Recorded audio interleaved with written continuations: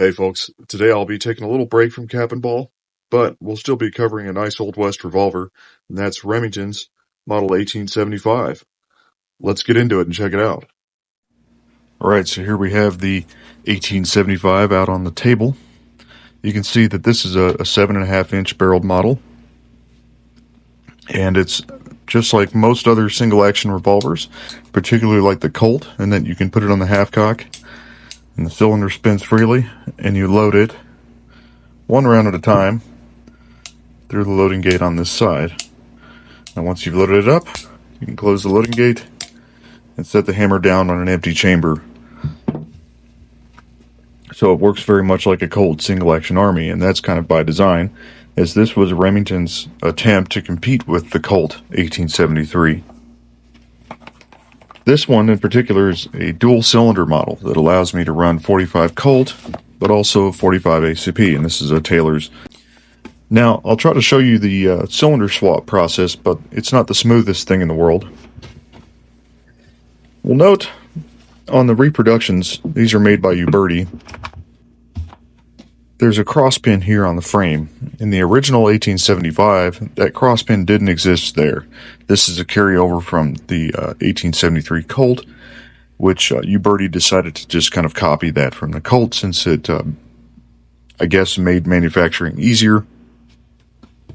On the original guns, that cross pin would have been down here at the end of this sail, which is kind of this rib that sits under the barrel, and it's part of the ejector rod assembly. So unlike a Colt, the ejector rod on the 1875 is on the opposite side, and it's also kind of exposed more, where the Colt is inside of a closed tube.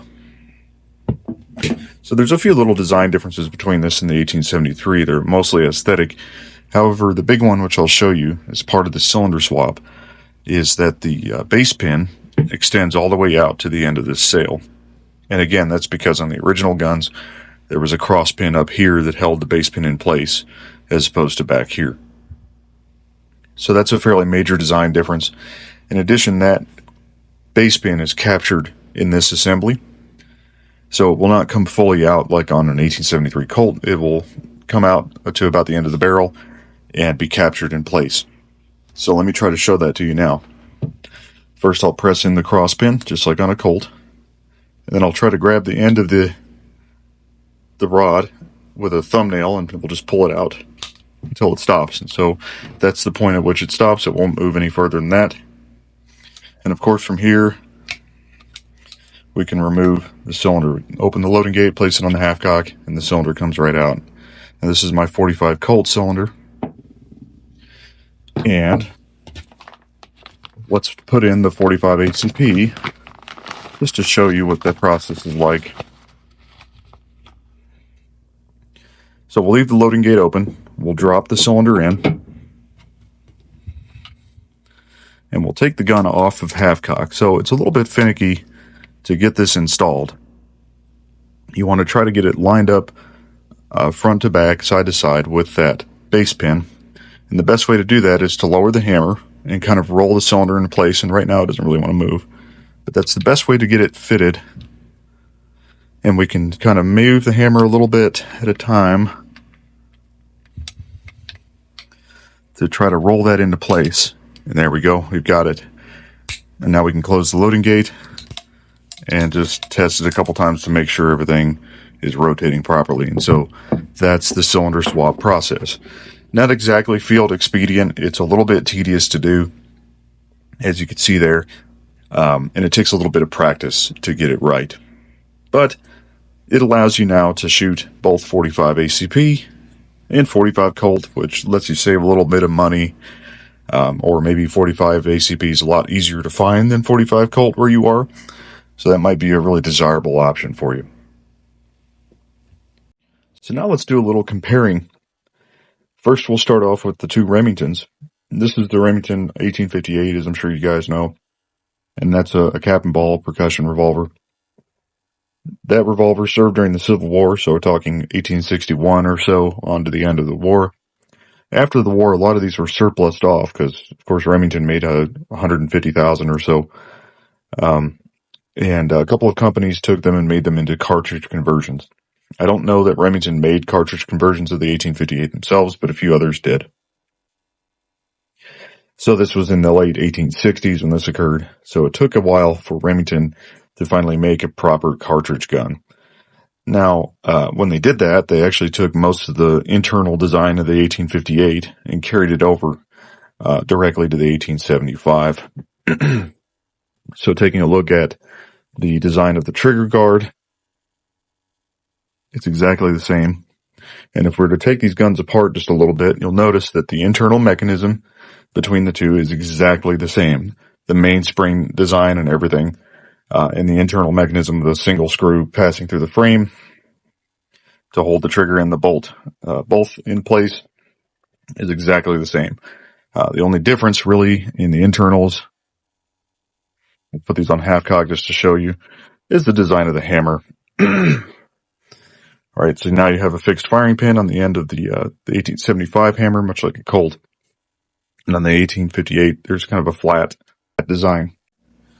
Of course, you'll also notice that that the frame was shortened on the 1875 versus the 58. That's because we no longer have a need for a ramrod up front.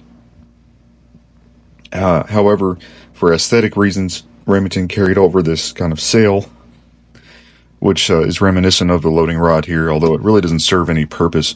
And really the point was to try to distinguish it from the Colt a little bit. They've also gotten rid of the old octagonal barrel, and they went to a round barrel for the 1875, and they've updated the front side post. In the 58, you have what's called a pinch post. All right. And on the 75, in particular the later models, you have a proper just blade front sight. However, you have the same kind of cut on the top of the frame for the rear sight as on the 58. One other kind of design element that's been improved is the general design of the cylinder, and I'll show you that here in a minute. Let me get the guns out of the way. So here's a look at the two cylinders between the cap and ball and the cartridge, You can see that the ratchet design is pretty much entirely different. And this ratchet design on the later 75 is pretty reminiscent of Colt's. You have much smaller ratchets that are just close to the center of the cylinder. And also, of course, it's fluted. And we have now the kind of lead-in for the bolt to lead into the slot, whereas on the 58 we don't have that, because at the time this was patented by Colt, and of course the patent had expired by 1875, so that was included on the cartridge revolver. And then taking a look at the front, you can see that the 58 cylinder is a little bit longer, and you have kind of an extension, just a very small one on the cartridge revolver that isn't present on the percussion gun. Probably some of that was meant to help with fouling and that sort of thing as you fired it. So let's get these put back together, and we'll do a little bit more talk and comparing. One final design element that should be mentioned is you can see that Remington moved the grip farther back from the trigger guard. It's quite significantly, so almost doubled the length between the front of the grip strap and the trigger guard, as you can see between the 1858 here and the 75. And of course that was due to a lot of customer complaints or user complaints, let's say, where that rear of the trigger guard was bashing knuckles on firing. So they moved the grip back significantly to try to solve that issue. It also increases the reach for your finger between the grip and the trigger. For me, that works very well. For some other people, maybe not so much, but it definitely gives a very different grip profile and feel when you're shooting the gun, either between these two or between this and a Colt. And as you can see, between the Colt and the Remington, the Colt has a little more swept profile, where the Remington's is much wider. And that grip profile on this 1873 was basically carried over from the 1851 Navy. So Colt kind of nailed the ergonomics early on, whereas Remington sort of struggled with that. And here you can see the grip profile between the 1851 Navy Colt and the later 1873 Colt. Lining up the trigger guards, or at least trying to a little bit, you can see that the basic design is exactly the same. The size of the sweep and everything is essentially the same. So while we have these two guns out, we'll do a little bit of comparison between the two. As I mentioned, you have the ejector rod on this side of the gun. On the Colt, it's on the opposite side, and it's in an enclosed tube, mostly enclosed anyway, whereas the 1875 rod is exposed here. They both have a loading gate on the same side. Very similar mode of operation. Place it on half cock, and here you can load each round one at a time. Of course, this one's in 38 special or 357. Same mode of operation here. Now, taking a look at the internals and the basic design of the frame, the Remington's is a one-piece frame, just like the cap and ball, where the Colt uses the same screws, just like their cap and ball revolvers. And its internal mechanism down here in the frame is almost exactly the same as the cap and ball. So both companies carried over their percussion designs, percussion mechanisms into the cartridge era. Now, the Colt differs a little bit from the 75, especially this is another Uberti replica, in removing the cylinder. So this base pin will come all the way out, and the cylinder will roll out of this side, so I can kind of demonstrate that to you now. So we'll do the same basic action. We press this cross pin into the frame, and we'll pull out the base pin.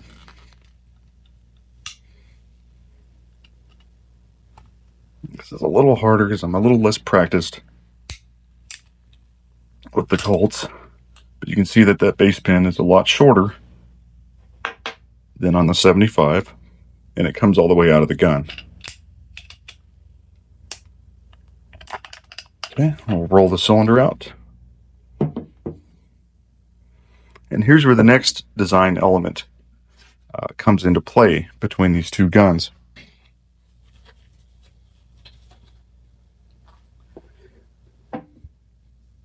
The Remington cylinder is on the right,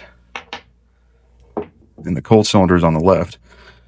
The primary difference between these two is that Colt has an extra bushing that rides on the inside of the cylinder, and that helps greatly with black powder fouling. 1875, Remington didn't get that memo. I can maybe run one cylinder of black powder ammunition through the 1875, and it starts to bind up, it gets sticky. Whereas on the Colt, I can run basically all day in black powder, and it's all due to that bushing and a couple of other design changes. Now, the other major difference between these two guns is the hand design. So Remington basically carried over the exact same kind of single-toothed hand that was used on the 1858, where Colt made a design change between their cap and ball and their single action, which is to use kind of this two-tooth design. You have a tooth here and a tooth at the top, and that helps with engaging the ratchet on the back of the cylinder. You would think between this and the bushing in the cylinder, those are fairly minor changes, but they make a lot of difference in terms of the overall reliability of these guns when firing black powder. All right, now with the comparisons out of the way, I'll just talk a bit about the 1875 itself. Of course, Remington got this out in the market 2 years after Colt did on the 1873, and Colt had already been kind of a household name going back to about 1850, or maybe a little farther.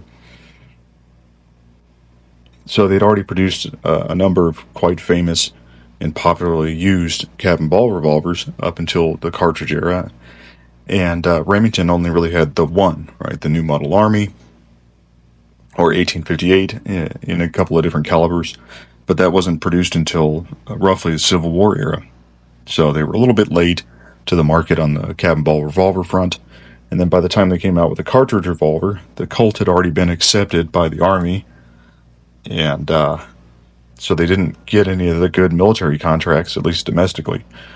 Now, Remington had been selling the rolling block rifle all over the world as a service weapon, which included Egypt and many other countries.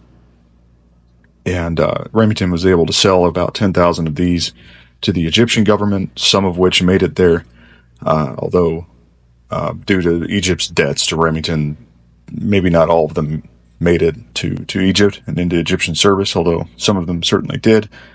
In addition, the Mexican government purchased a handful of these, and some were purchased domestically by Indian police So you see some of these pistols show up here and there in kind of those places, in kind of police use and that.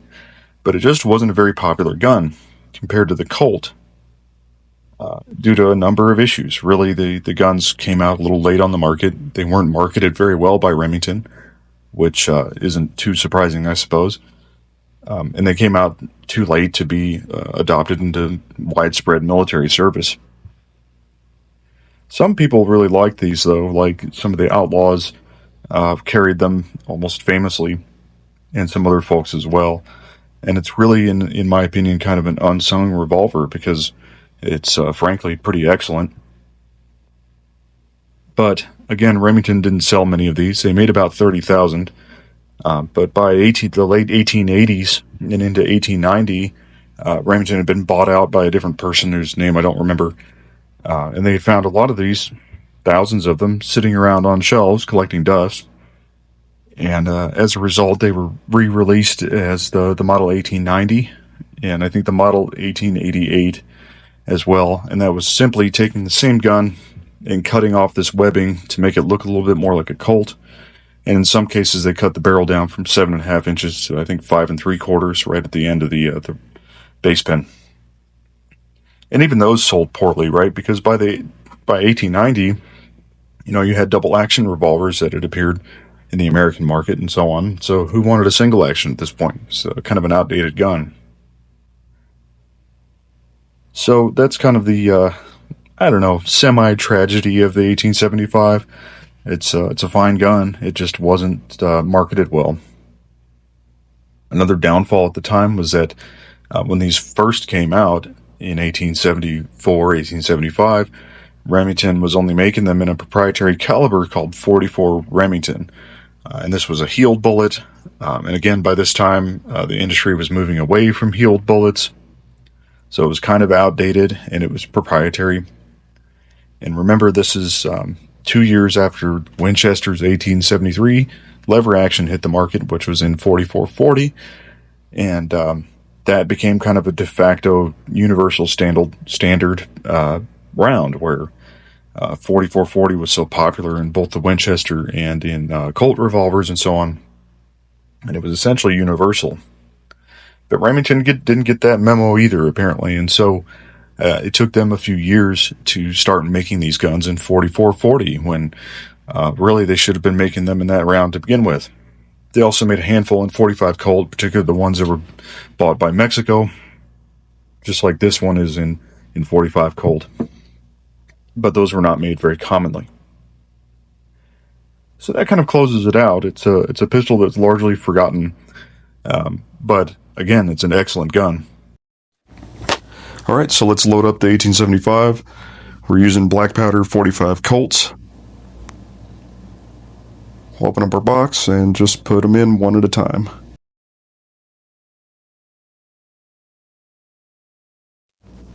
So you can see it loads exactly like a Colt single action army, and we're going to load 6 this time around, and then we'll put the hammer down in its safety notch just like on a Colt 2.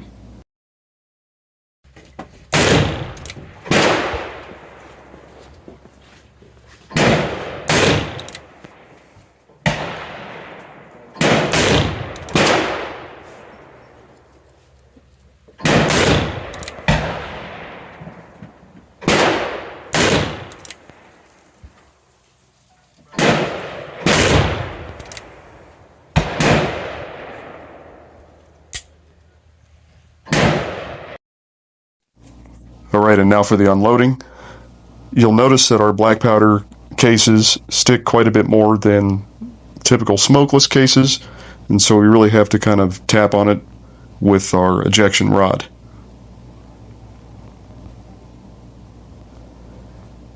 And maybe pull it out with a thumbnail.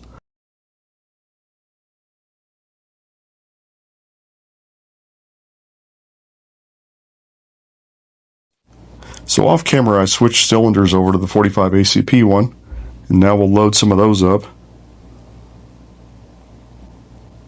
And just as before, we'll load 6.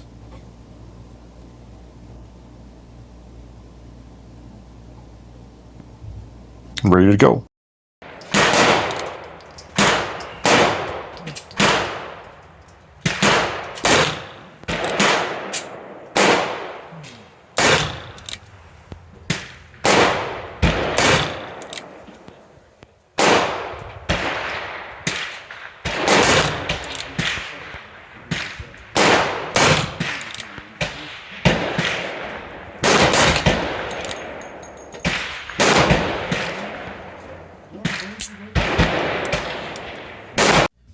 Let's take a look at our targets here. This one's a 45 ACP, taken at 15 yards. These are 230 grain ball, regular rolled 45s. There's a couple of different groups on this page. I think there's at least 3. And it's a little bit scattered, of course, but we've got a few here in the 9 and 10 ring. We've got one in the 7, and we've got a bunch that are kind of up high and to the left here, and a couple off to the right as well. I didn't really bother taking each or an individual target for each group, but you can see that's pretty decent accuracy for a standing position at 15 yards and shooting pretty quickly. Here's another look. This is a 25 yards. You can see the shots are hitting generally quite a bit higher at that distance. But again, fairly acceptable accuracy if you consider, this is basically a regular sheet of paper at 25 yards. That's about the size of a torso, so minute of man accurate at least. Now, going over to the 45 Colt side, at the 25 yard line, we have just 2 hits, or 3 hits really, 1 here and 2 at the top of the page. This is with smokeless 45 Colt, and smokeless 45 Colt has kind of an accuracy issue, and that's related to how the powder is distributed in that big giant case. And because of that, you get some pretty wide groups compared to something like 45 ACP with a smaller case. So with that in mind, let's take a look at the black powder 45 Colt, same distance, 25 yards, and you can see we're getting a little bit tighter pattern.